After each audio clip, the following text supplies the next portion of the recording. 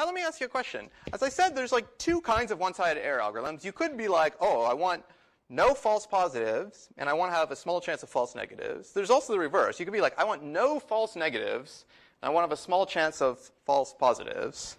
So can somebody suggest how to get an algorithm of the other kind? Yeah?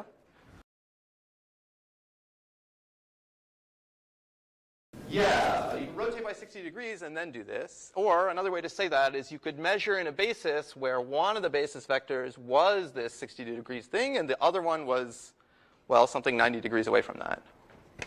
Exactly. Yeah, very good. So let's write that down. I'll call this idea 2. This is like an alternate way to take Utta's test. You could measure in the basis. Okay, let me just write it like this. Where one basis vector is like negative 30 degrees, and one basis vector is 60 degrees. Okay, in order for it to be a basis, like these things have to be at 90 degrees. I'll draw the picture in a second. In this case, if you get this measurement outcome, you would say yes. And in this case, if you get this measurement outcome, you would extremely happily say no. And here, you would sort of grudgingly say yes. So what's the picture? The picture would be, let me erase these colored things, except for this. Did I get it wrong? We'll see. So this is, this one, by the way, is, of course, 60 degrees rotation. And now let's also pick this one. This is negative 30 degrees. That's a right angle. So it's legit to measure in this red-green basis. I guess this one's green. The other one's red. Okay? And we know the vector is either the red one or the blue one. So let's do the analysis here just for clarity. Okay, so case 1. What was case 1 before? Test is ket 0. So again, now the correct answer is still no. And what's the probability we're correct? Which is the probability we say no, which is the probability we get like the minus 30 degrees outcome.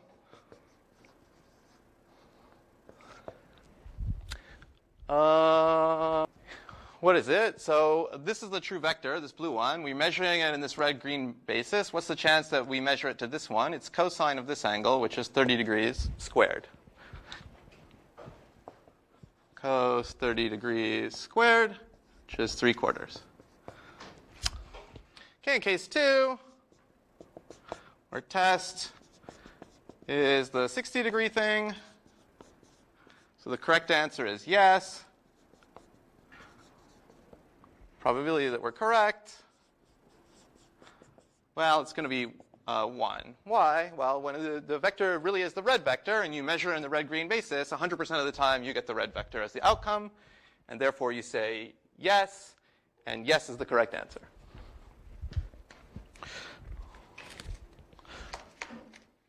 Okay. So this is like this, except the things are swapped. So this is probability that false positive is 25%. The probability of false negative is 0%. Okay, so I would call these both one-sided error algorithms with error probability 25%, and you could further quiz me, or I could further specify that there's two different senses in which they're one-sided. This one has no false positives. This one has no false negatives. Yep.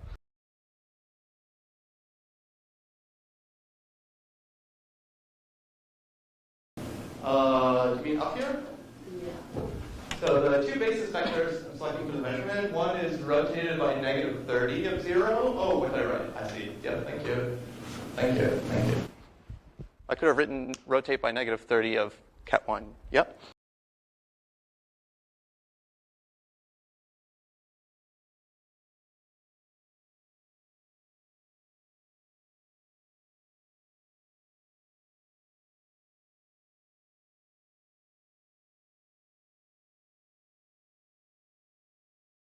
that's not the setup. That is a valid setup. It's not the same as the one we're discussing. But I think you're discussing like a situation where Professor Uda decides to secretly flip a coin to decide if he's going to give this test or this test. In that case, you're right. In some sense, your error probability would be halved, because like kind of half the time you'd be in the case where you have 0 error, and half the time you're in the case where you have a quarter error. So you could say like your overall probability of error is 1/8. Here we're in a different scenario. Very, very good question. I should have clarified. Where we're kind of in like a worst case mindset. We like kind of want a worst case over the possible inputs, if you were. Where you don't know like what's going on in the mind of Uda. Like maybe he was always going to give this one or always this one. You're not sure. But you want to have a guarantee that is doesn't assume a probability distribution on the inputs. But it is quite common. We're not doing it right now, but it's quite common, a valid thing to study. Like, what's your chance of error when you have a model for what is the probability the true state is this, and what's the probability the true state is that. Okay, good. So the existence of something called one-sided error implies the existence of something called two-sided error. So let's talk about two-sided error. Two-sided error is like another thing where you're like, it's okay for me to have false positives and false negatives. What I just want is like low probability of any kind of error. So again, sometimes in statistics they try to minimize the average of these two numbers, maybe because they have in mind that it's like 50-50 what is the real case. But we're going to try to minimize the maximum of these two numbers. So that we can just have a different algorithm where we say, like, no matter what the input is, there's at most blah chance that we make a mistake. So yeah, could somebody suggest an idea 3 which will have sort of symmetry between the two kinds of errors? I'll ask you, yeah.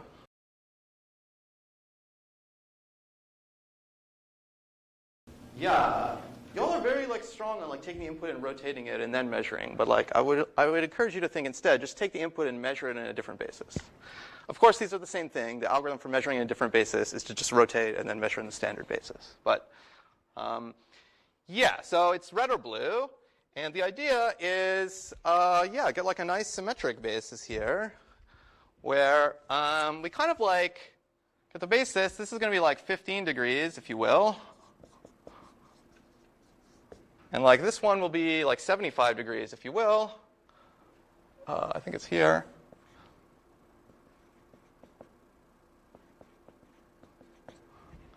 Okay, so like this is 15 degrees, and this is 15 degrees. This is still 60 degrees. And so the total angle between them is 90 degrees, which is good. Your measurement axes have to be perpendicular.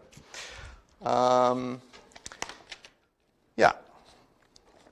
So the algorithm here would be to, like, let's say, measure with, now just name the vectors ket yes and ket no. And then, obviously, you just report the measurement outcome that you get. So this is rotate 75 degrees. This is rotate minus 15 degrees. And this is very symmetric because now, I'll do both cases at the same time by saying in both cases, test, whatever it is at angle 15 degrees from the correct, like, outcome basis vector. The one which you're, like, hoping to actually output. And therefore, in both cases, case 1 and 2, like the probability that you're incorrect, well, the probability that you're correct is cosine of 15 degrees squared. But I like to instead say the probability you're incorrect is sine of 15 degrees squared. I like that because 15 degrees is pretty small. So sine of 15 degrees should be about 15 degrees in radians. And indeed, 15 degrees in radians, well, if you like tau, it's 1/24th of the way around the circle. If you like pi, then it's pi over 12 radians. And so therefore, you would say that, like, okay, sine of 15 degrees squared should be about pi over 12 squared. As you know, pi squared is basically 10. So this is like 10 over 144, about, which is like 0.069444, etc. It's about 0.07. Alternatively, you just plug sine 15 degrees into your calculator. You will indeed get 0.07. That's great. That's probability you're incorrect. So the probability you're correct is like 93%.